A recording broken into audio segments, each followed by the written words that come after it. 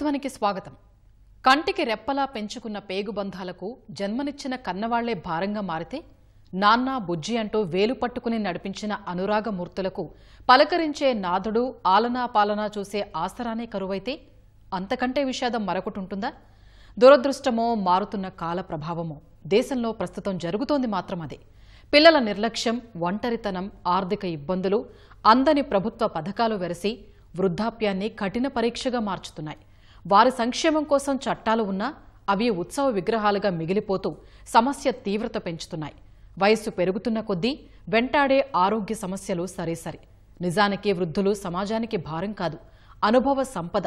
కానీ ఆ విషయం మరిచిపోవటం, సాకులు చెబుతూ దూరంగా చూస్తూ ఉండిపోతూ ఉండడంతోనే ముదిమి కష్టాలు కొలిమిగా మారుతోంది. మరి ఆ మలిసంధ్య వేళ వారికి కావలసిన భరోసా ఏంటి?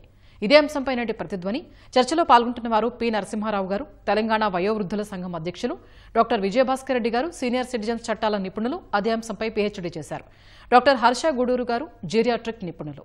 రైట్, ముందుగా నరసింహారావు గారు, జీవితం మొత్తం పిల్లల కోసం, వారి భవిష్యత్తు కోసం ధారబోస్తున్న తల్లిదండ్రులకు వృద్ధాప్యంలో ఎదురవుతున్న పరిస్థితులు, సవాళ్లు ఏంటి? ముందుగా ప్రతిధ్వని ప్రోగ్రాం చూస్తున్నటువంటి ప్రేక్షకులందరికీ కూడా నా హృదయపూర్వక నమస్కారం తెలియజేస్తున్నాను. అలాగే నాతో పార్టిసిపేట్ ప్రోగ్రాంలో పాల్గొంటున్న మిత్రులకు కూడా నా హృదయపూర్వక నమస్కారాలు.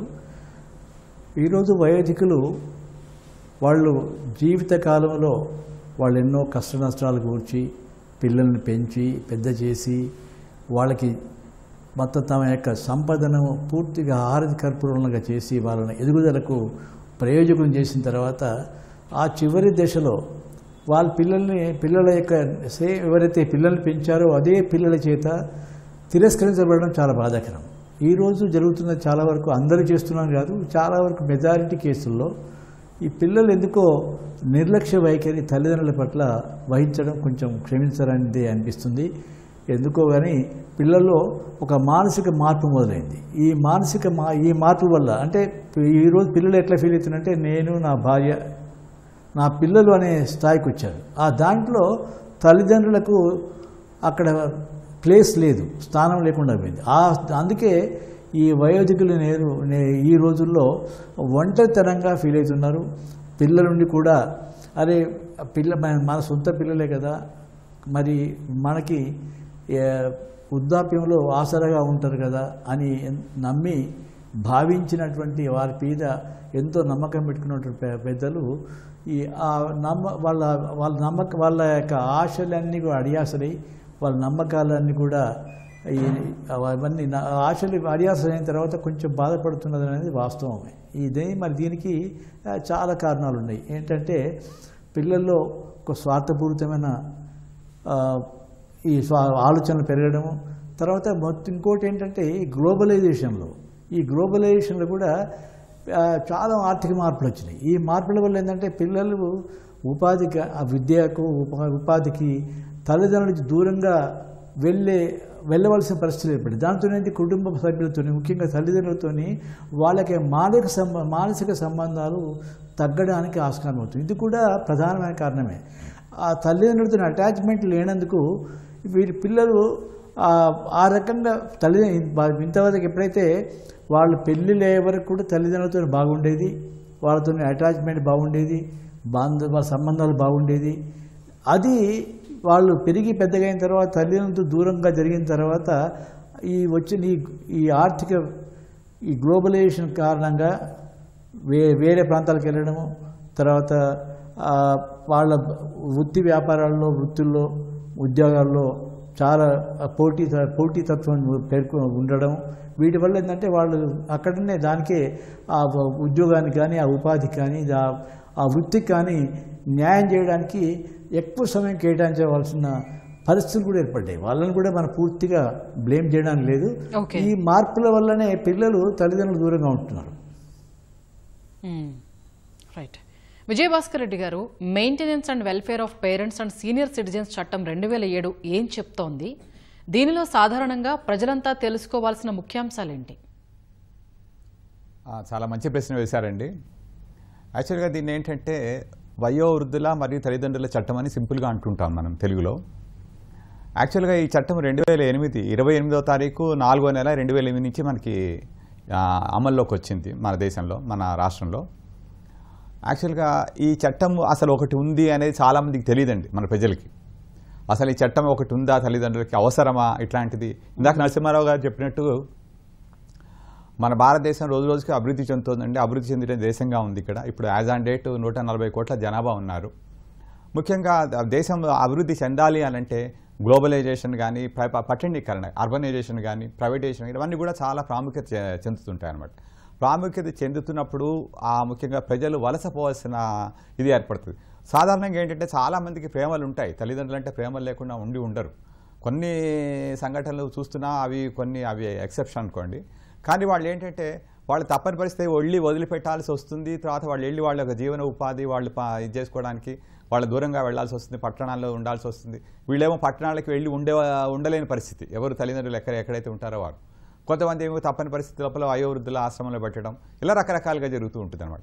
అయితే ఇక్కడ మీరు ఇందాక అడిగినట్టుగా ప్రజలు ఏం తెలుసుకోవాలి ఈ చట్టం గురించి అనంటే, అంతకుముందు ఏంటంటే వాళ్ళు ఏదైనా నిరాదరణకు గురైనప్పుడు ముఖ్యంగా తల్లిదండ్రులు ఎక్కడికి వెళ్ళాలి, ఏం చేయాలి తెలిసేది కాదు వాళ్ళకి. అంటే తెలిసినా కూడా వాళ్ళు చట్టం లోపల సిఆర్పిసి అనేవాళ్ళు ఇతరుకు 125 సెక్షన్ కింద వేసేవాళ్ళు. లేకపోతే ఇప్పుడు వచ్చే బిఎన్ఎస్ఎస్, భారతీయ నాగరిక సురక్షా సమితి, దీని ప్రకారము 144 సెక్షన్ ప్రకారం వేయచ్చు. లేకపోతే Hindu adoption and maintenance act 1956లో వచ్చింది, సెక్షన్ 20 ప్రకారం వేసేవాళ్ళు. అయితే వాళ్ళు వేసినప్పుడు వాళ్ళకి రిలీఫ్ అనేది ఒక్కొక్కసారి వాళ్ళు చనిపోయిన తర్వాత వచ్చేది అనమాట. లేకపోతే ఎప్పుడో వేస్తే ఎప్పుడో వాళ్ళ మలిసంధిలో వాళ్ళు వేస్తారు, మళ్ళీ దశలో వేసినప్పుడు కేసు వేసినప్పుడు అది ఎప్పుడు వస్తుందో వాళ్ళకి తెలిసేదిగా. అయితే దాన్ని ఇది చేయడం కోసం, దాన్ని దాటవేసి ఇమీడియట్గా రిలీఫ్ తీసుకురావడం కోసం ఈ చట్టం తీసుకురావడం జరిగిందనమాట. దీన్ని maintenance and welfare of parents and senior citizens act అని అంటుంటాం. అంటే వయోవృద్ధుల మరియు తల్లిదండ్రుల చట్టం అని అంటాం. 2007లో వచ్చిందనమాట. కానీ 2008 నుంచి ఇంప్లిమెంట్ చేయడం జరుగుతుంది. ముఖ్యంగా ఏంటంటే ఈ కోర్టు ప్రొసీజర్ లేకుండా కోర్టుకు వెళ్ళి కోర్టులో వేయాలి అంటే, కోర్టులో వేయాలి చాలా పెద్ద ప్రొసీజర్ అండి. ఏంటంటే సిపిసి, సిఆర్పిసి, ఎవిడెన్స్ యాక్ట్ అవన్నీ చేసి అవన్నీ చేయాలంటే చాలా సామాన్య మానవుడికి కష్టం అనమాట అది. అందుకని చెప్పేసి ఈ చట్టాన్ని తీసుకొచ్చి ఆర్డీఓ లెవెల్లో, సబ్ డివిజనల్ అధికారి దగ్గర వాళ్ళు ఒక వైట్ పేపర్ మీద రాసి సింపుల్గా వారి యొక్క ప్రాబ్లం ఏంటి, ఎలా ఫేస్ చేస్తున్నారు ప్రాబ్లం, వాళ్ళు ఏమి రిలీఫ్ కోరుతున్నారు అని సింపుల్గా ఒక వైట్ పేపర్ మీద రాసి ఇచ్చిన పక్షం లోపల ఇమీడియట్గా వారు పిలుస్తారు. 3 నెలల లోపల వాళ్ళ యొక్క సమస్యను పరిష్కారం చేయడం జరుగుతుంది అనమాట. ముఖ్యంగా ప్రతి వారి యొక్క డివిజన్ లోపల, రెవెన్యూ డివిజన్ లోపల ఆర్డీఓ అంటాం అన్నమాట, రెవెన్యూ డివిజనల్ ఆఫీసర్. అంటే ఆ రెవెన్యూ డివిజనల్ ఆఫీసర్ గారి దగ్గర వారి యొక్క అర్జీ పత్రం ఇచ్చిన పక్షం లోపల ఎవరికి ఏదైతే రిలీఫ్ కావాలనుకుంటారో, ముఖ్యంగా ఇక్కడ ఇంకోటి అండి, ఎవరి దగ్గర నుంచి ఆస్తి రిలీఫ్ పొందాలి అనుకున్నప్పుడు అక్కడ తల్లి, సవతి తల్లి కావచ్చు, సవతి తండ్రి కావచ్చు, లేకపోతే పిల్లలు, ముఖ్యంగా ఆస్తి ఎవరికైతే చెందుతుందో వారి యొక్క తదనంతరం వారి దగ్గర నుంచి వీరు భరణాన్ని అంటే మెయింటెనెన్స్ పొందే హక్కు కలిగి ఉంటారు ఈ చట్ట ప్రకారం అనమాట. అంటే కొంతమంది పిల్లలు ఉంటారు, పిల్లలు లేనప్పుడు ఆ ఆస్తి ఎవరికైతే చెందుతుందో వారికి, వాళ్ళ అక్క పిల్లలు కానీ తమ్ముడి పిల్లలు అట్లా రకరకాలు ఉంటారు. కాబట్టి వాళ్ళందరికీ ఆస్తి పోయినప్పుడు ఆస్తి వాళ్ళకి చెందుతుంది కాబట్టి వాళ్ళ దగ్గర నుంచి మెయింటెనెన్స్ తీసుకోవచ్చు అనేది ఈ చట్టం చెప్తోంది అనమాట. కాబట్టి ముఖ్యంగా ఏంటంటే ఈ పేరెంట్స్ సీనియర్ సిటిజన్స్ యాక్టు అవగాహన అనేది చాలా ప్రజల్లో చాలామంది తక్కువ ఉందండి. పూర్తిగా అవగాహన చేయాలి అంటే ముఖ్యంగా ఇలాంటి ప్రచార మాధ్యమాలు వీటి ద్వారానే మనము దానికి వాళ్ళకి తీసుకెళ్లాల్సి ఉంటుంది. తర్వాత ఏంటంటే అసలు ఈ చట్టం ఏం చెప్తాం, అసలు ఈ చట్టం అవసరమా, ఇలాంటిది తల్లిదండ్రుల కోసం ఒక చట్టం అవసరమా? మన భారతదేశంలో ముఖ్యంగా ఏంటంటే మనం అంతగా సనాతన ధర్మాన్ని ఫాలో అవుతుంటాము. తర్వాత ఏంటంటే మహాభారతము, రామాయణం వీటన్నిటిని కూడా, ఎపిక్స్ వీటన్నిటిని కూడా ఆదర్శంగా తీసుకుంటుంటాం. కాబట్టి అవసరమా అని అంటే నిజం చెప్పాలంటే ఈ రోజుల్లో ఇందాక నరసింహారావు గారు చెప్పినట్టుగా మరి కొన్ని ప్రత్యేక పరిస్థితులు అవసరమనే అనిపిస్తోంది ముఖ్యంగా. రైట్ అండి. హర్ష గారు, 60 ఏళ్లు దాటిన వృద్ధుల్లో సాధారణంగా ఎదురయ్యే ఆరోగ్య సమస్యలేంటి? ఆ సమయంలో వారికి ఎలాంటి ఆసరా, సహాయ సహకారాలు ఉండాలి? నమస్కారం అండి. 60 ఏళ్లు దాటిన వృద్ధులకి మనకి మెయిన్ గా మనం చూసేవి 2 రకాల ప్రాబ్లమ్స్ ఉంటాయండి ఆరోగ్యం పరంగా. ఒకటేంటంటే మనకి ఎమర్జెన్సీలో కానీ లేకపోతే అక్యూట్ కేర్ అంటాం, దీనికి సంబంధించి కింద పడటము, యాక్సిడెంట్, గుండెకు సంబంధించిన జబ్బులు అవి ఉంటాయి. అవి సుమారుగా 100లో 60 ఏళ్ళు దాటినాక 100 మంది వృద్ధుల్లో సుమారుగా 12% నుంచి 13%కి సంవత్సరానికి ఆ ఇన్సిడెంట్ ఉంటుంది. దానికి సంబంధించి మనకు కావాల్సిన సపోర్ట్ హాస్పిటల్, ఎందుకంటే ఈ అన్ని కూడా మనకి హాస్పిటల్ కి సంబంధించి, ఎమర్జెన్సీ కేర్ కి సంబంధించి, ఇన్ఫ్రాస్ట్రక్చర్ కి సంబంధించిన సర్వీసెస్. నరసింహారావు గారు చెప్పినట్టు చాలా మంది వృద్ధులు ఇప్పుడు పిల్లలు ఎక్కడో ఉంటారు, వాళ్ళు ఇక్కడే ఉంటారు, ఆ టైంకి హాస్పిటల్ చేరగలుగుతారా, అవన్నీ దానికి సంబంధించి ఉంటాయి. కానీ మన దేశంలో పర్టికులర్ గా ఇప్పుడు మనం చూస్తున్న విషయాల్లో వృద్ధులకు అవుతున్న మేజర్ ఇష్యూ వచ్చేసి 3 భాగాలు అండి క్రానిక్ గా. ఒకటి శారీరక వెల్నెస్, ఫిజికల్ హెల్త్. రెండోది మానసిక వెల్నెస్, మెంటల్ హెల్త్. మూడోది న్యూట్రిషన్, అంటే ఆహారానికి సంబంధించి. వీటికి సంబంధించి అవుతున్న ఇష్యూస్ మనకి సుమారుగా 100లో 90% మంది దాకా అయ్యే ప్రాబ్లమ్స్ అన్ని రూట్ కాజెస్ ఉంటాయి. సో అవి మన క్రానిక్ గా మీరు డయాబెటీస్ అనుకోవచ్చు, బీపీ అనుకోవచ్చు. చాలా మంది ఆ ఏజ్ లో ఏమి తినాలి, ప్రోటీన్ రిలేటెడ్ డయట్ కానీ, ఎక్సర్సైజ్ కి సంబంధించి ఇది కానీ, అండ్ మెంటల్ హెల్త్ పరంగా ఒంటరితనంతో బాధపడుతూ దాని వల్ల ఆయుక్షీణం అవుతూ ఇవన్నీ సఫర్ అవుతూ ఉంటాయండి. ప్రతి ఒక్క దానికి ఈ ఏ ఇష్యూ తీసుకున్నా మనకి బ్యాక్ టు అది రూట్ కాజ్ చూసేసరికి వీటికి కంపల్సరీ ఈ 3 కారణాలే ఉంటాయి. అండ్ ఎమర్జెన్సీ కేర్ కి సంబంధించి మన దగ్గర ఇప్పుడు ఉన్నది సుమారుగా 100 మంది వృద్ధులను తీసుకుంటే వాళ్ళలో 100 మందిలో 12 నుంచి 13% అవుతున్న ఎమర్జెన్సీ కేర్ కానీ, ఫ్రాక్చర్స్ కానీ, హార్ట్ అటాక్స్ కానీ, వీటికి ఒక 80% టైంకి హాస్పిటల్ చేరకపోవడం వల్ల అయ్యే కాంప్లికేషన్స్, రిస్క్స్ చాలా ఎక్కువ ఉంటాయండి.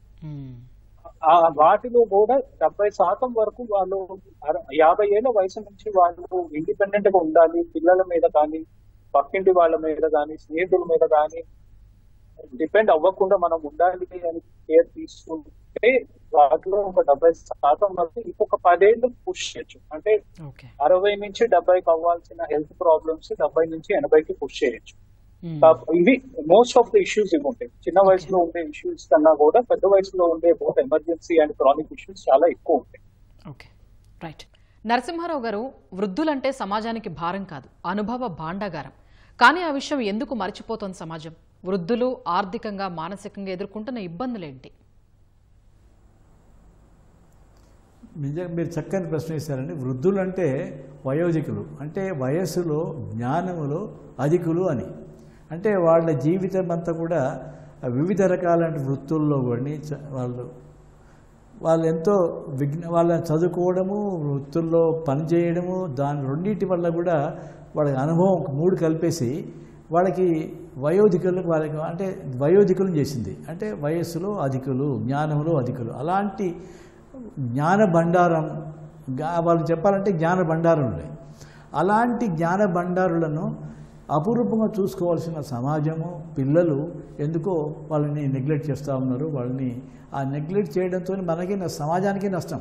ఎందుకంటే వయోధికులకు ఉన్నటువంటి ఒక డాక్టర్ కావచ్చు, ఒక ఇంజనీర్ కావచ్చు, ఒక సాంకేతిక నిపుణుడు కావచ్చు, ఎవరైనా కానీ, ఒక టెక్నీషియన్ కానీ, వాళ్ళకి జీవిత కాలంలో వాళ్ళు ఆ పని వాళ్ళ వృత్తి ధర్మంగా చేస్తూ వాళ్ళు ఎంతో జ్ఞానాన్ని సంపాదించుకుంటారు. మరి అటువంటి జ్ఞానాన్ని తప్పకుండా నెక్స్ట్ ఈ సమాజం వాడుకోవాల్సిన అవసరం ఉంది. సమాజం కూడా తప్పకుండా దాంతో వాళ్ళ అనుభవ సారాన్ని కనుక వాళ్ళు సమాజం వాడుకుంటే సమాజం కూడా పురోగతికి ఎంతో మార్గదర్శనం అవుతుంది. అలాంటి దాన్ని పిల్లలు విస్మరిస్తున్నారు, సమాజం కూడా విస్మరిస్తున్నది.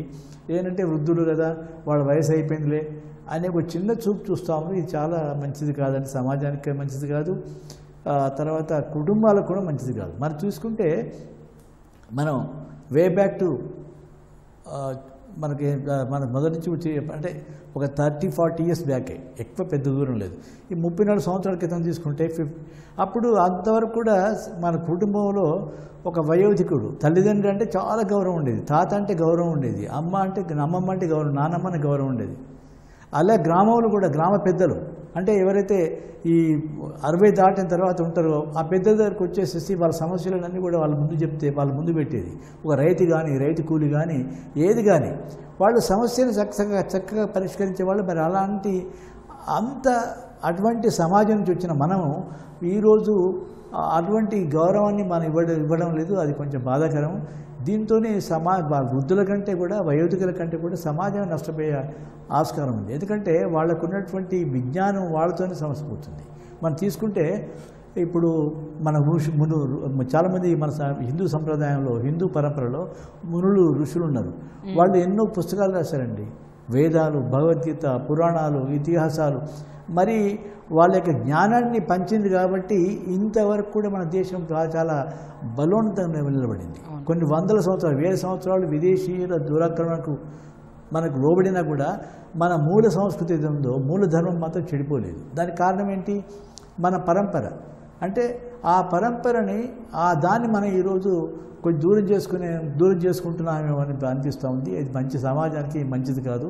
తప్పకుండా పిల్లలు కానీ సమాజం కూడా, ప్రభుత్వం కూడా దీనికి ప్రోత్సహించాలండి తప్పకుండా. ఎందుకంటే ఈరోజు ఈ వయోధికుల జనాభా శాతం పెరుగుతూ ఉంది. మరి పెరిగినప్పుడు వాళ్ళ ప్రొడక్టివిటీని, వాళ్ళు పనిచేసే తత్వం, వాళ్ళు 60 సంవత్సరాలు దాటిన పక్క పెట్టే కంటే వాళ్ళలో ఉన్నటువంటి నైపుణ్యాన్ని, శక్తిని ఇప్పటికి కూడా సమాజం వాడుకుంటే చాలా బాగుంటుందని చెప్పి నా యొక్క భావన. అందుకు ఆ రకంగా ప్రభుత్వం ముందడుగు వేయాలి, పథకాలను కూడా తీసుకురావాలండి. మనం తీసుకుంటే, వృద్ధులు ముఖ్యంగా తీసుకుంటే మనకు 2-3 విషయాల్లో ఇప్పుడు ఈరోజు మన నైతిక విలువలు తగ్గుతూ ఉన్నాయి. ఎందుకు? ఆ పిల్లలకి ఈరోజు తల్లిదండ్రులు ఆ పిల్లలకు కూర్చోబెట్టుకొని చెప్పే పరిస్థితి లేదు. వాళ్ళ పని వాళ్ళకి వెళ్తూ ఉంటారు, ఇది చేస్తారు, వస్తారు. ఇవంతా కాంపిటేటివ్. వాళ్ళు చదవడం రాయడం తప్ప వాళ్ళకి ఎలాంటి లౌకిక విషయాల పట్ల కానీ, ధర్మం పట్ల కానీ, కుటుంబ సంబంధాల పట్ల కానీ, సమాజం పట్ల కానీ ఎలాంటి బాధ్యత లేకుండా వాళ్ళు పెరుగుతూ ఉన్నారు. అలాంటి మరి బాధ్యత లేని పిల్లలు పెరిగితే రేపు సమాజానికి ఎంతో నష్టం కదా. అందుకే తప్పకుండా ఈ మన వయోధికుల యొక్క వాళ్ళని వాడుకుంటే, వాళ్ళ యొక్క జ్ఞానాన్ని వాడుకుంటే పిల్లలు తప్పకుండా వీళ్ళ జ్ఞానాన్ని అందించినట్టుంటే చాలా బాగుంటుంది. పిల్లలు కూడా ఒక బాధ్యతాయుతమైన పౌరులుగా ఎదగడానికి ఆస్కారం ఉంటుంది. దాని సమాజ హితం కూడా జరుగుతూ ఉంది. రైట్ అండి. విజయభాస్కర్ రెడ్డి గారు, పిల్లలు, వారసులు తల్లిదండ్రుల సంరక్షణ నిర్లక్ష్యం చేస్తే చట్ట ప్రకారం ఎలాంటి శిక్షలున్నాయి? వీటి విషయంలో అటు పెద్దలు ఇటు పిల్లల్లో అవగాహన ఉందా? ఇక్కడ ముఖ్యంగా ఏంటంటేనండి, ఇక శిక్షలు అనేదానికంటే కూడా ఈ చట్టం ఏం చెప్తోంది అంటే, ఎవరైతే నిరాదరణకు గురి చేస్తారో తల్లిదండ్రులని, వారి పిల్లల్ని పిలిచి కన్సిలియేషన్ చేస్తారు. అంటే కన్సిలియేషన్ ఆఫీసర్ అని చెప్పి ప్రతి జిల్లాలో కూడా సాంఘిక సంక్షేమ అధికారిని నియమించడం జరుగుతుంది అనమాట. వారు ఫస్ట్ వాళ్ళ పిల్లల్ని పిలిచి తర్వాత వాళ్ళ తల్లిదండ్రులు ఎందుకు ఆ విధంగా చేస్తున్నారు ఏంటి అనేది వాళ్ళ లోపల మార్పు తీసుకురావడానికి కన్సిలియేషన్ చేస్తారు. ఫస్ట్ చేసిన తర్వాత వాళ్ళకి ఒక అవగాహన కల్పించి, తర్వాత వాళ్ళ నిరాదరణ గురి చేయకుండా చేయడమే యొక్క చట్టం యొక్క లక్ష్యం అన్నమాట, ఉద్దేశం కూడా. ఆ విధంగా చేసిన తర్వాత కూడా వాళ్ళు ఇంకా నిరాదరణ గురి చేస్తూ ఇబ్బంది పెడుతూ తర్వాత వాళ్ళని ఇది చేస్తుంటే దానికి శిక్షలు అయితే ఉన్నాయి. ముఖ్యంగా వాళ్ళ లోపల మార్పులు తీసుకురావడం ప్రధానం అనమాట. కొంతమంది ఏంటంటే తల్లిదండ్రులను తీసుకెళ్ళి ఎక్కడో ఆశ్రమంలో వదిలిపెట్టేస్తుంటారు. ఆశ్రమంలో కూడా కాదు, బయట ఎక్కడో వదిలిపెట్టేస్తుంటారు, శ్మశాన దగ్గర ఎక్కడో పార్కులోనే ఎక్కడో వదిలేస్తుంటారు. అబాండన్మెంట్ అంటూ ఉంటాం. అలా చేసిన పక్షం లోపల వారికి 3 నెలల శిక్ష, తర్వాత 5,000 జరిమానా, ఇట్లా రకరకాల శిక్షలు ఉన్నాయి దీనికి ఇట్లా అని చెప్పి. కానీ అక్కడ శిక్షలు అనే దానికంటే కూడా ముఖ్యంగా వాళ్ళ లోపల అవగాహన అనేది చాలా అవసరం అండి. ముఖ్యంగా సుప్రీంకోర్టు కూడా ఈ మధ్య ఏం చెప్పింది అని అంటే, ఇది ఒక ఉదార స్వభావ చట్టము అని చెప్పి, ఉదార భావ స్వభావ చట్టం అని చెప్పి చెప్పడం జరిగింది. ముఖ్యంగా ఈ చట్టాన్ని, ఈ వయోవృద్ధుల చట్టాన్ని. ఎందుకు అనంటే, వాళ్ళు ఈ వయోవృద్ధులు ఎవరైతే ఉన్నారో వారు జాతి సంపద, వారిని నిర్లక్ష్యం చేయకూడదు. వారి లోపల మన ఎన్నో అనుభవాలు మనకి అవన్నీ కూడా మాటలో చెప్పలేము కొన్ని. అలాంటివన్నీ కూడా మనం కనుక వాళ్ళ నిర్లక్ష్యం చేస్తే అవన్నీ కూడా కోల్పోతాం. కాబట్టి ఆ జాతి సంపదను ఎప్పుడు కూడా మనము జార విడుచుకోవడానికి ప్రయత్నం చేయకూడదు.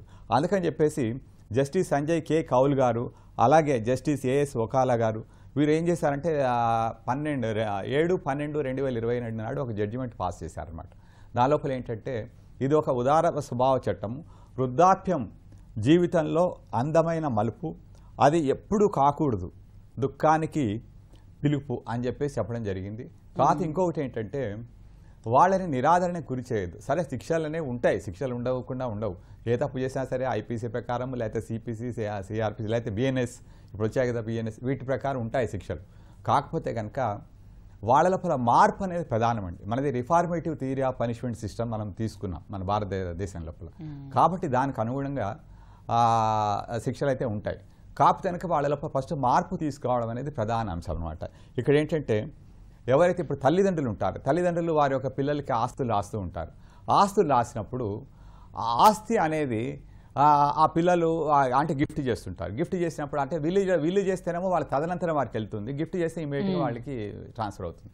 ట్రాన్స్ఫర్ అయినప్పుడు వారు కనుక నిరాదరణకు గురి చేస్తే, వాళ్ళని కనుక పట్టించుకోకపోతే, వాళ్ళు కనుక ఇబ్బందులు పెడుతుంటే తల్లిదండ్రులని ఆ పిల్లలు ఆ గిఫ్ట్ ఏదైతే చేస్తారో ప్రాపర్టీని అది మళ్ళీ వాళ్ళు వెనకకు తీసుకునే అవకాశాన్ని ఈ యొక్క చట్టం లోపల పొందుపరచడం జరిగింది. ఇది ఒక చక్కటి ఇదన్నమాట. ఈ చట్టం ఒక బూన్ అంటే ఒక వరము లాంటిది ముఖ్యంగా వయోవృద్ధులకి తల్లిదండ్రులకి అన్నమాట. ఓకే హర్ష గారు, వృద్ధులు ఎదుర్కొంటున్న ఆరోగ్య ఖర్చుల వ్యయం ఏ స్థాయిలో ఉంటుంది? మీకు తెలిసి ఆ విషయంలో వారికి లభిస్తున్న అండా ఆసరా ఎలా ఉంటుంది? వృద్ధులకు వచ్చేసరికి అండి మనకి అది మనం దాన్ని పోల్చుకోవాలి. ఇప్పుడు ఒక 30 ఏళ్ల వయసులో ఉన్న మనిషికి అయ్యే ఖర్చులు ఆరోగ్యం పట్ల వృద్ధుల 60 ఏళ్ల మనిషికి చూస్తే 3 ఇంతల నుంచి 5 ఇంతల దాకా ఉంటుంది. సుమారుగా ఇండియా మొత్తం దేశం మొత్తం చేసిన ఎస్టిమేట్ ప్రకారం 60 ఏళ్ళు దాటి రిటైర్ అయిన పర్సన్ కి సంవత్సరానికి కనీసము 36,000 అనేది వాళ్ళకి ఇయర్ మొత్తం అయ్యే ఖర్చులు. ఇవి మళ్ళీ అది కూడా రకరకాల జబ్బులు ఇది ఉంటాయి కాబట్టి ఇది మనం మినిమం చూస్తే నెలకు 3 నుంచి 3,500 వరకు ఖర్చు అవుతుంటుంది. దీంట్లో ఒక 3వ భాగం మందులకి సంబంధించి, ఒక 40% దీంట్లో వచ్చేసరికి హాస్పిటల్కి వెళ్ళి బ్లడ్ టెస్ట్లు కానీ మానిటర్ చేసుకునే ఖర్చులు, ఇంకొక 3% వాళ్ళకి ఆరోగ్యంకి సంబంధించి లేదా ఒక వయసు దాటినాక వాళ్ళకి అవసరం ఉండే వీల్ చైర్ కానీ, వాకింగ్ స్టిక్ కానీ, సపోర్టివ్ ఎయిడ్స్, కళ్ళకి సంబంధించి క్యాటరాక్ట్ కానీ, కళ్ళజోడ్లు కానీ, ఇవన్నీ కూడా వాళ్ళకి వచ్చే ఖర్చులు. అదే మనం 30 ఏళ్ల వయసు మనిషిని చూసుకుంటే సంవత్సరానికి 3,500 నుంచి 4,000 అయ్యేది ఆల్మోస్ట్ 8 నుంచి 10 రెట్లు అవుతుంది 60 ఏళ్ళు దాటేసరికి. దానికన్నా కూడా ఇంకా ఆర్థికంగా ఇంకా భయపడే పరిస్థితి ఏంటి అంటే 60 నుంచి 70 ఏళ్ళకి అయ్యే ఖర్చుకి 70 ఏళ్ల నుంచి 80 ఏళ్ళు అయ్యే ఖర్చు కనీసం 2 ఇంతలు పెరుగుతూ ఉంటుంది. దానివల్ల మనం ఫస్ట్ మనకు అర్థం అవ్వాల్సింది దాంట్లో ఏంటి అంటే ఎంతవరకు మనం దీన్ని ఆపగలుగుతాము, ఆ ఖర్చుని ఎంతవరకు మనం తగ్గించగలుగుతాం. అది ఇన్సూరెన్స్ ద్వారా తగ్గించగలుగుతామా లేకపోతే జబ్బులని ముందు కనుక్కొని తగ్గించగలుగుతామా అనేది ఒక చాలా పెద్ద ఇష్యూ పెరుగుతూ ఉంది. అది కాకుండా మన దగ్గర ఇందాక ఫస్ట్ పాయింట్ లో చెప్పినట్టు 60 ఏళ్ళు దాటిన సంఖ్య ఇప్పుడు ఇండియాలో సుమారుగా 10% పాపులేషన్ ఉన్నారండి. 20 ఏళ్ల క్రితం వాళ్ళు 7.5%, ఇప్పుడు 10% అంటే 140 కోట్ల మందిలో మనకి సుమారుగా 14 నుంచి 20 కోట్ల వరకు 60 ఏళ్ళు దాటిన సంఖ్య ఉండేసరికి ఆ ఖర్చులు పెరుగుతూ ఉన్నాయి. అండ్ ఇన్సూరెన్స్ కానీ ఇన్సూరెన్స్ కానీ గవర్నమెంట్ నుంచి వచ్చే సపోర్ట్ కానీ పబ్లిక్ హెల్త్ ఇన్ఫ్రాస్ట్రక్చర్ నుంచి వచ్చే సపోర్ట్ కానీ వాళ్ళలో 2.5 నుంచి 3% కన్నా ఎక్కువ కవర్ చేయరు. అంటే 80% ఖర్చు ఆ 60 ఏళ్ళ వయసు దాటినాక వాళ్ళ జేబు నుంచే వెళ్తుంది. వాళ్ళకి ఆ ఫైనాన్షియల్ సపోర్ట్ లేకపోతే వాళ్ళ ఆరోగ్యం క్షీణిస్తూ ఉంటుంది, వేరే ఛాలెంజెస్ అన్ని వాళ్ళకు వస్తూ ఉంటాయి. ఓకే నరసింహారావు గారు, వృద్ధుల కోసం ప్రభుత్వాలు అందిస్తున్న పథకాల విషయంలో అవగాహన ఎంతవరకు ఉంది? ఎవరూ లేక నిరాదరణ పాలైన వారిని ఆదుకునే పథకాలు కార్యక్రమాలు కానీ ఉన్నాయా దేశంలో? ఉన్నాయండి. అయితే ఇప్పుడు మొత్తం అసలు ఫస్ట్ ఏంటంటే ఈ తల్లిదండ్రులు వయోధికుల పోషణ సంక్షేమ చట్టం 2007 డిసెంబర్ 30 నుంచి మన దేశంలో అమల్లోకి వచ్చిందండి. కానీ దురదృష్టవశాత్తు ఏమైందంటే మన దేశంలో చాలా చట్టాలలాగా ఈ చట్టం కూడా చట్టాలు చేస్తున్నారు కానీ ఆ చట్టంలోని అంశాల పట్ల అవగాహన కల్పించడం లేదండి ప్రభుత్వాలు.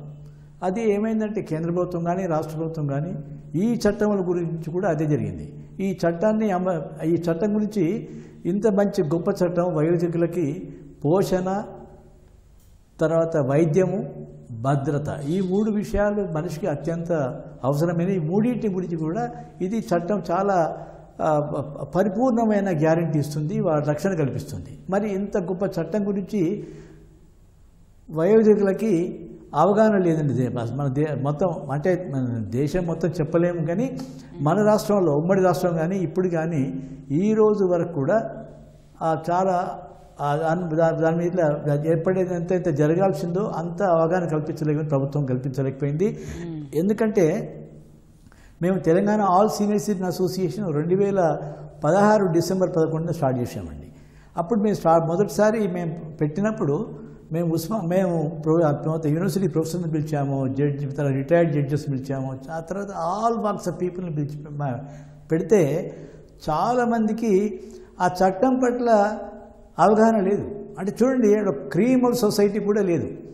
అయితే మేము ఎందుకేందంటే మరి పోయి ఆ ప్రభుత్వాన్ని కూడా అడిగినాము మేము. ఎందుకంటే ఎప్పుడైతే పెట్టి ప్రభుత్వాన్ని పోయేసేసి అప్పుడు ఆనాడు ప్రభుత్వానికి మేము 2017 ఫిబ్రవరి 8 నాడు ముఖ్యమంత్రిని కలిసి సార్ మాకు వయోధికులకి మీరు ఎలాంటి ఇది పెట్టొద్దు, కానీ చట్టం ఏదో గొప్ప చట్టం ఉంది, తల్లిదండ్రులు వయోధికులు పోషణ సంక్షేమ చట్టం.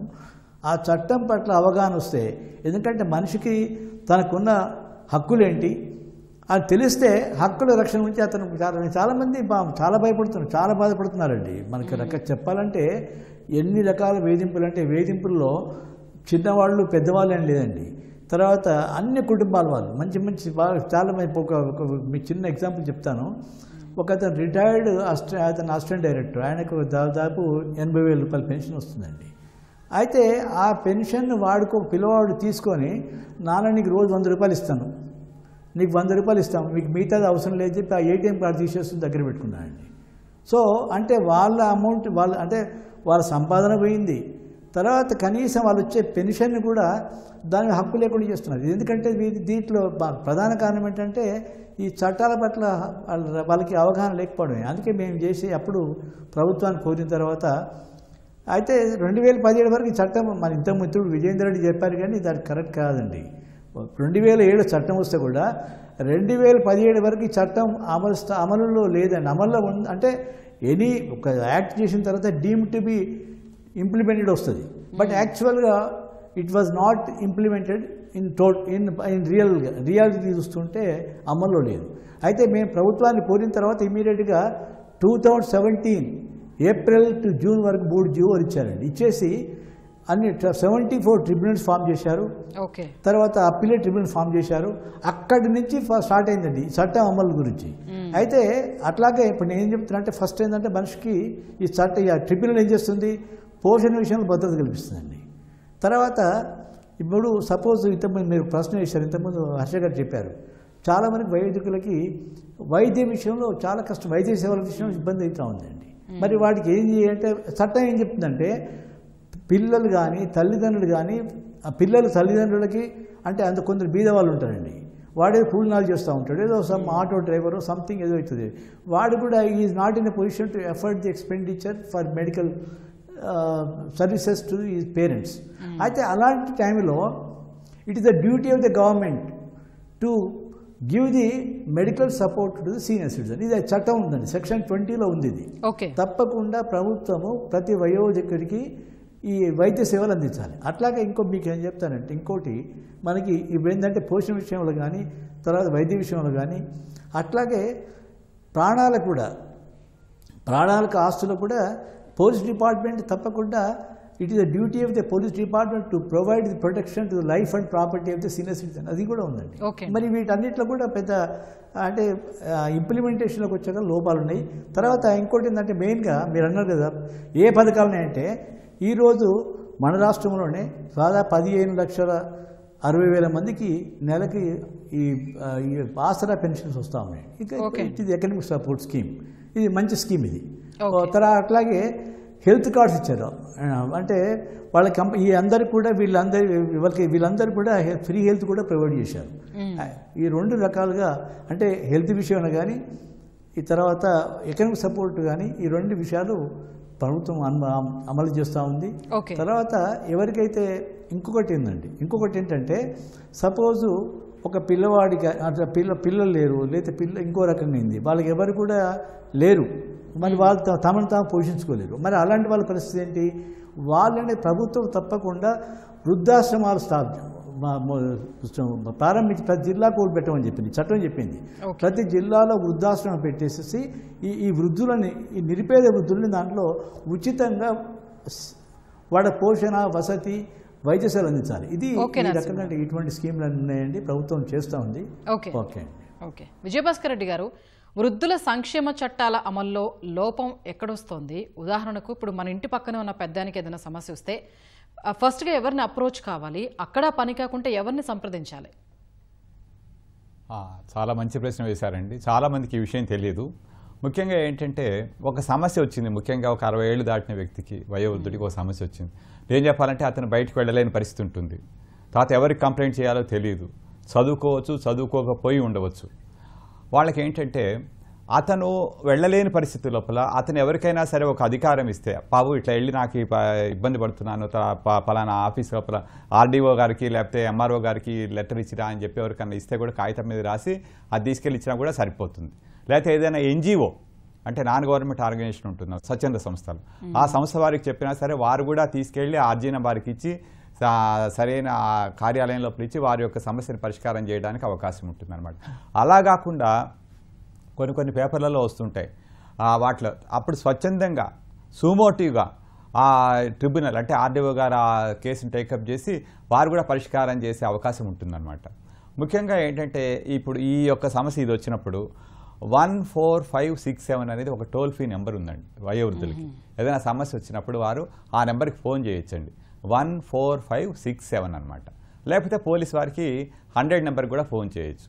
లేకపోతే డిస్ట్రిక్ట్ లీగల్ సర్వీసెస్ అథారిటీ అని ఉంటుంది, అంటే జిల్లా న్యాయ సేవ అధికార సంస్థ అని ప్రతి జిల్లాలోనూ కూడా కోర్టుల సముదాయం లోపల ఉంటుందన్నమాట. జిల్లా కోర్టుల సముదాయం లోపల ఈ డిఎల్ఎస్ఏ ఉంటుందన్నమాట. అక్కడ సెక్రటరీ గారు ఉంటారు.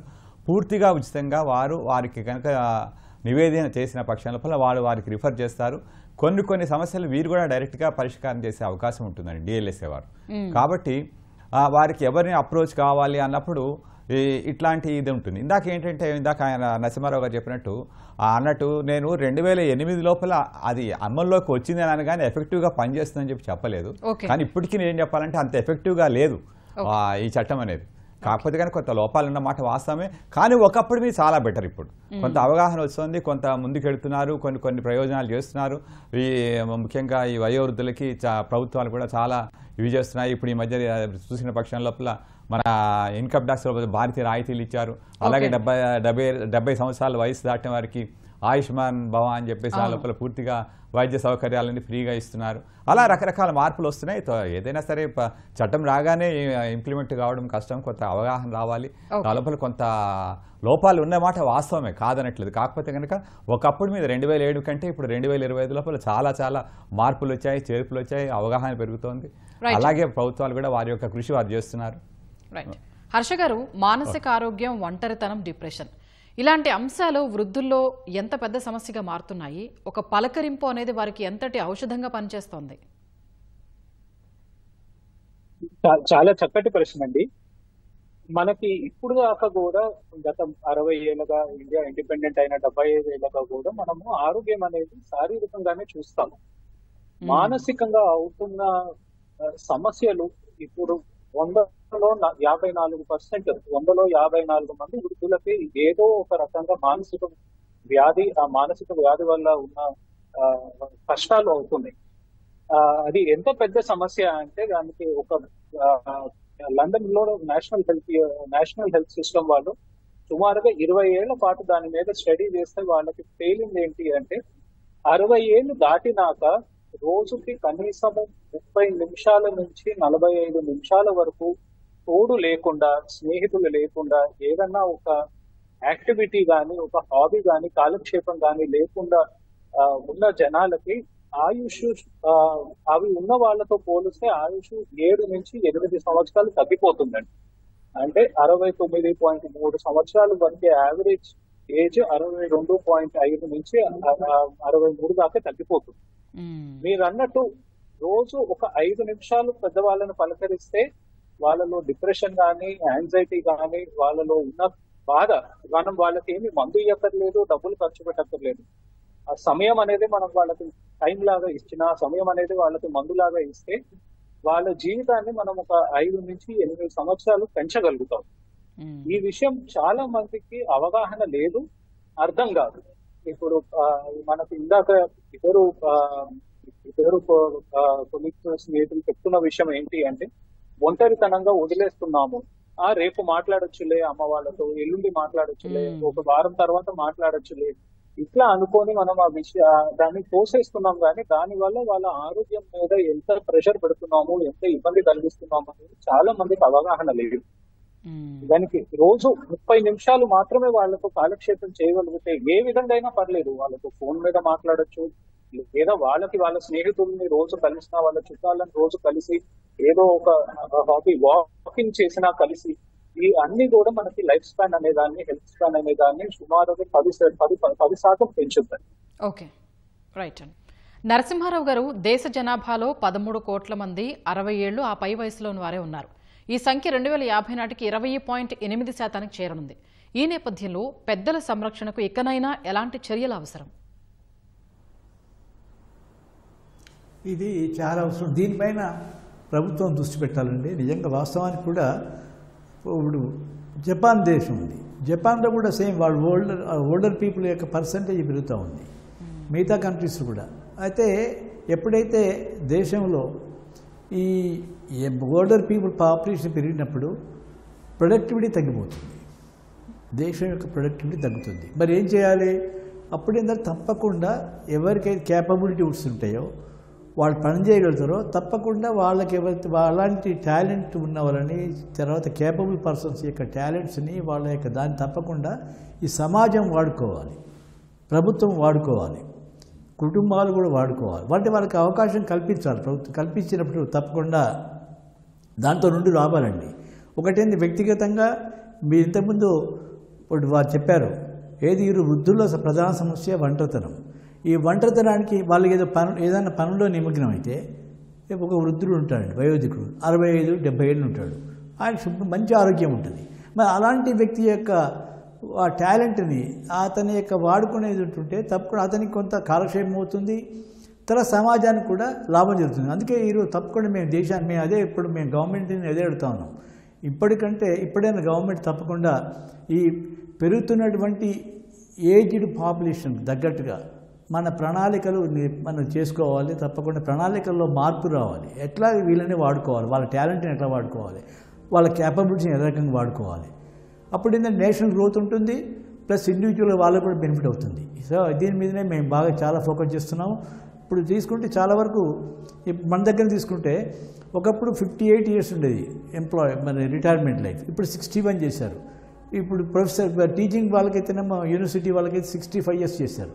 రియల్లీ 70 ఇప్పుడు యాజ్ అండ్ డే 70 years వరకు కూడా 70-75 years వరకు కూడా 80 years కూడా వాళ్ళకంటే హెల్త్ కండిషన్ కానీ ఫిజికల్గా everything they are mentally physically fit for doing work, అలాంటి స్టేజ్కి వచ్చారు. ఎందుకంటే బికాజ్ మనకి ఏంటంటే ఈరోజు వైద్యశాస్త్రం వచ్చే మార్పులు, ఈ టెక్నాలజీ మెడికల్ సపోర్ట్ వల్ల, తర్వాత అవేర్నెస్ కూడా బాగా పెరిగిందండి వైదికుల్లో. ఇంతకుముందు అలా కాకుండా మనం ఆరోగ్యవంతంగా ఉండాలి. ఆరోగ్యవంతంగా ఉండాలంటే పౌష్టిక ఆహారం తీసుకోవాలి. దానికి తగ్గట్టు మన యొక్క లైఫ్ స్టైల్ కూడా మార్చుకుంటా ఉన్నారు. సో దీంతో ఏమైందంటే మంచి హెల్దీ అట్మాస్ఫియర్, హెల్దీ ఏజింగ్ కూడా జరుగుతూ ఉంది. మరి వీళ్ళందరి యొక్క టాలెంట్ని వాడుకోవడానికి తప్పకుండా ప్రభుత్వం ఆలోచించాలి, సీరియస్గా తీసుకోలేకపోతే మనం మీరు అన్న 20% అంటే ఈ 20% పీపుల్ వేస్ట్ అయ్యి కదా, పుట్టికి వాళ్ళ టాలెంట్ని వాడుకోలేకపోతే ఇప్పుడు మన నేషనల్ ఎకానమీ దెబ్బతింటుంది, తర్వాత గ్రోత్ రేట్ తగ్గుతుంది, ఇవంతా ఇబ్బంది అవుతుంది. కాబట్టి తప్పకుండా ఆ రకంగా ముందుకు పోవాలి అని చెప్పి మేము ప్రభుత్వానికి విన్నపం చేస్తున్నాం. తర్వాత ఇంకొకటి మీరు చెప్పారు, ప్రభుత్వం ఈ జనరల్గా ఆల్ మున్సిపాలిటీస్లో ఇప్పుడు హైదరాబాద్ గ్రేటర్ మున్సిపల్ కార్పొరేషన్ ఉందండి, ఇక్కడ 91 డే కేర్ సెంటర్స్ పెట్టిందండి. సీనియర్ సిటిజన్స్ కూర్చొని మాట్లాడుకొని వాళ్ళు కాలక్షేపం చేయడానికి, తర్వాత హెల్దీ డిస్కషన్ చేసుకోవడానికి, ఇంటర్ షేరింగ్ కానీ, తర్వాత ఈ హెల్త్ క్యాంప్స్ ఎలా పెట్టుకోవడానికి సీనియర్ సిటిజన్స్కి 91 డే కేర్ సెంటర్స్ జిహెచ్ఎంసీలో మోస్ట్ సక్సెస్ఫుల్ నడుస్తూ ఉందండి. ఇది గవర్నమెంట్ యొక్క మంచి గుడ్ ప్రోగ్రామ్.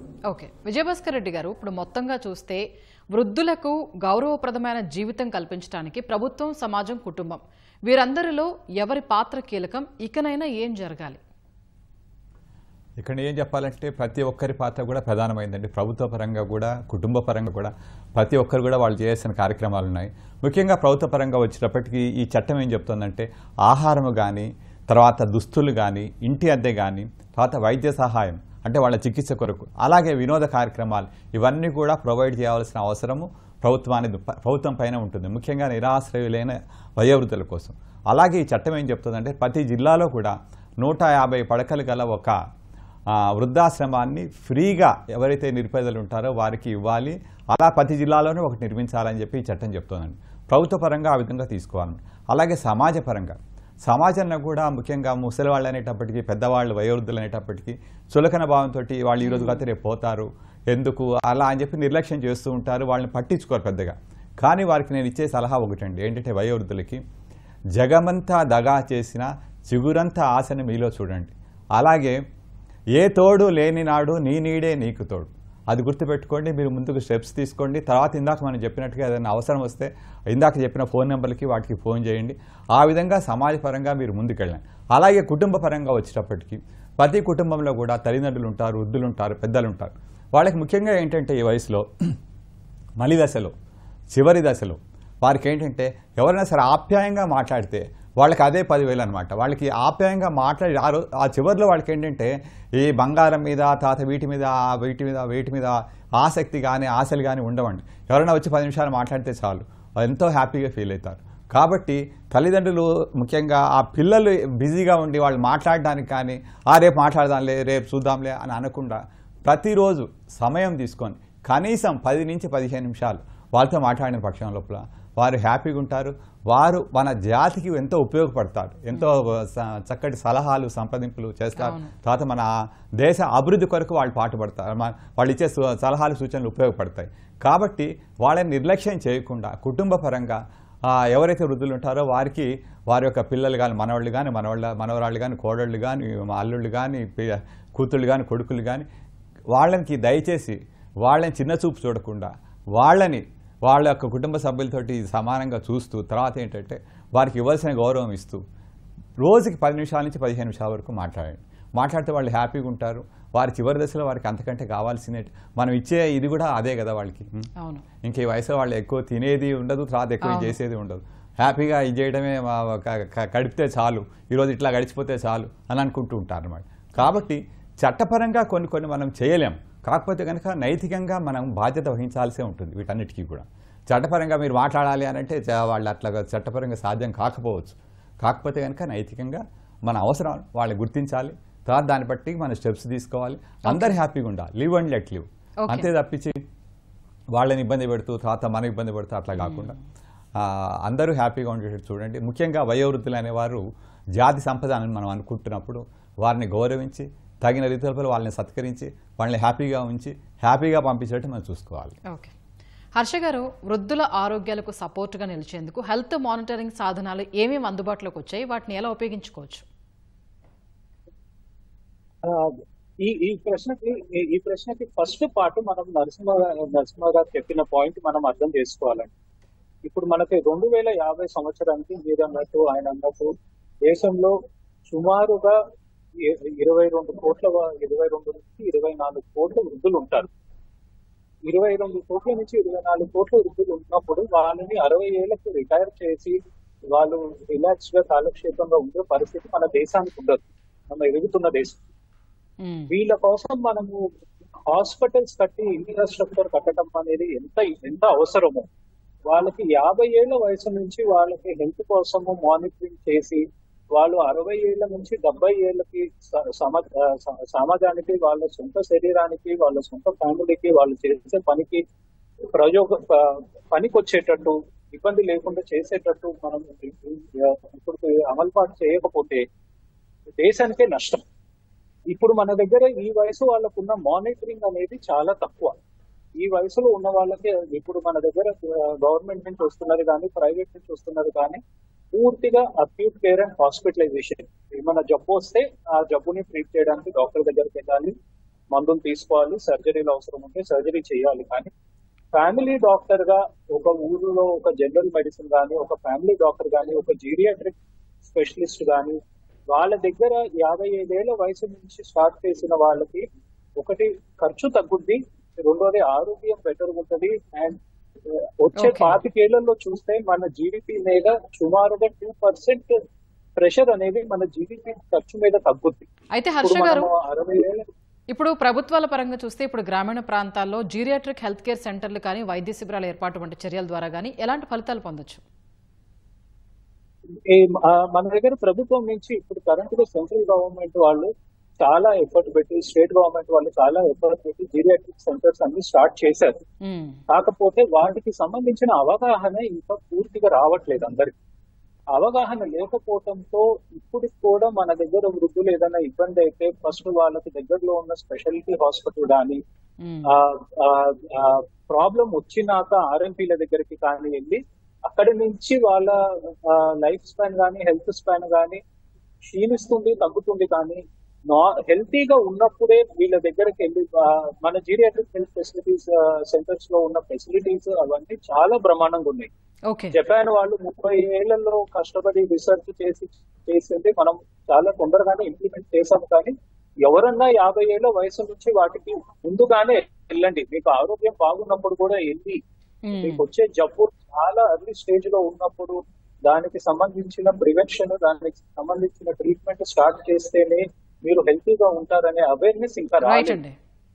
కూడా మేము చెప్పే చాలా మంది పేషెంట్స్ చూస్తాము, వాళ్ళు మా దగ్గరకు వచ్చేసరికి అయ్యో వీళ్ళు ఒక 3 ఏళ్ల క్రితం ఒక ఫ్యామిలీ ఫిజిషియన్ కానీ జీరియాట్రిక్ సెంటర్ కానీ వెళ్ళి ఒక బ్లడ్ టెస్ట్ చేయించుకొని ఉంటే ఇంత ప్రాబ్లం తగ్గేది, కిడ్నీస్ ఫెయిల్ అవటం తగ్గేది. ఆ పరిస్థితి దాకా వచ్చేదాకా వెయిట్ చేస్తున్నాం, కానీ అవేర్నెస్ అనేది చాలా తక్కువ ఉంది. ఓకే అండి, రైట్. ధన్యవాదాలండి హర్ష గారు, విజయభాస్కర్ రెడ్డి గారు, నరసింహారావు గారు. ఇది వాటి ప్రతిధ్వని.